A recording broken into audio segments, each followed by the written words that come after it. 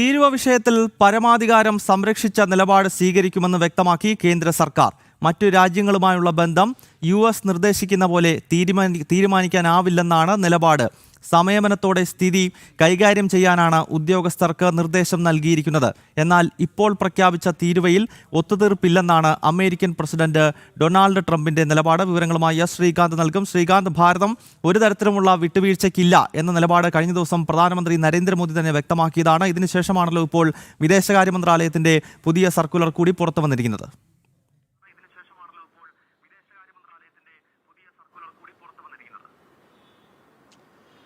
ഗൗതം, ഇത് ഇന്ത്യയെ സംബന്ധിച്ചിടത്തോളം ഈ രാജ്യത്തിന്റെ നിലനിൽപ്പിന്റെ കൂടി പ്രശ്നമാണ്, ഈ രാജ്യത്തിന്റെ അഭിമാനത്തിന്റെ കൂടി പ്രശ്നമാണ്.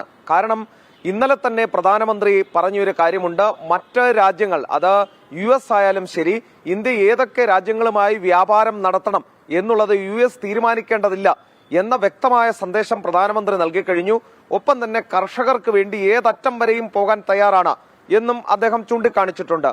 അതായത് 50% തീരുവ ഏർപ്പെടുത്തിയ ട്രംപിന്റെ നിലപാടിനെ ഇന്ത്യ ഒരു തരത്തിലും ഭയക്കുന്നില്ല. നേരെ മറിച്ച് അത് മറികടക്കാനുള്ള തന്ത്രങ്ങൾ ആവിഷ്കരിക്കുകയാണ് ഇന്ത്യ. നിലവിലിപ്പോൾ പ്രധാനമന്ത്രി ചൈനയിലേക്ക് പോകാൻ തീരുമാനിച്ചിരിക്കുന്നു എന്നുള്ളതാണ്. അതിന്റെ പ്രാധാന്യം നമ്മൾ തിരിച്ചറിയണം. ഈ 31 തീയതികളിലാണ് അവിടെ SCO സമ്മിറ്റിന് അവിടെ പ്രധാനമന്ത്രി പോകുന്നത്.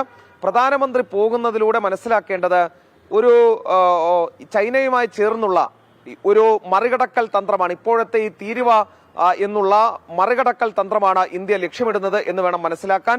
ശത്രുവിന്റെ ശത്രുമിത്രം എന്ന രീതിയിൽ ഇന്ത്യ ചൈനയെ ഒപ്പം ചേർക്കാൻ പോകുന്നു എന്ന് മനസ്സിലാക്കണം. ഈ ഗാൽവൻ സംഘർഷത്തിന് ശേഷം പ്രധാനമന്ത്രി ചൈനയിലേക്ക് എത്തുന്നു എന്ന് പറയുന്നത് തന്നെ ഒരു വലിയ രാഷ്ട്രീയ പ്രാധാന്യമുള്ള വിഷയം തന്നെയാണ്.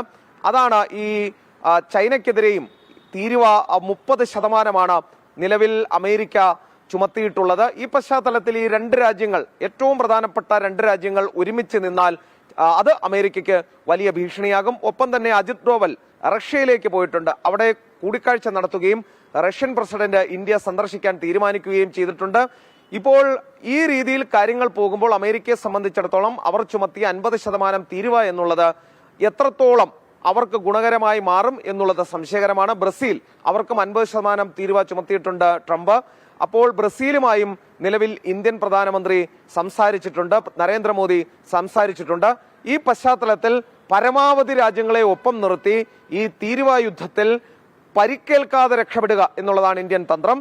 പക്ഷേ ടെക്സ്റ്റൈൽസ് മേഖലയിൽ, മറ്റ് ചില മേഖലയിലൊക്കെ തന്നെ ഇന്ത്യക്ക് ഈ വജ്രം വിൽപ്പന ഉൾപ്പെടെയുള്ള മേഖലകളിലൊക്കെ തന്നെ ചെറിയ തിരിച്ചടികൾ നേരിടാനുള്ള സാധ്യതയുണ്ട്. അത് പക്ഷേ ആ മേഖലയ്ക്ക് പ്രത്യേക പാക്കേജുകൾ തയ്യാറാക്കി കേന്ദ്ര സർക്കാർ അതിനെ മറികടക്കാനുള്ള ഒരു സാഹചര്യം ഒരുക്കുകയും ചെയ്യുന്നുണ്ട്. എന്തായാലും ചെറിയ തിരിച്ചടി ഉണ്ടാകും എന്നുള്ള കാര്യം അംഗീകരിച്ചുകൊണ്ട്, അത് ഉൾക്കൊണ്ടുകൊണ്ട് അത് മറികടക്കാനുള്ള തന്ത്രങ്ങൾ ആവിഷ്കരിക്കുകയാണ് രാജ്യം. ഒരു കാരണവശാലും തലകുനിക്കില്ല, ഇതാണ് നിലപാട്.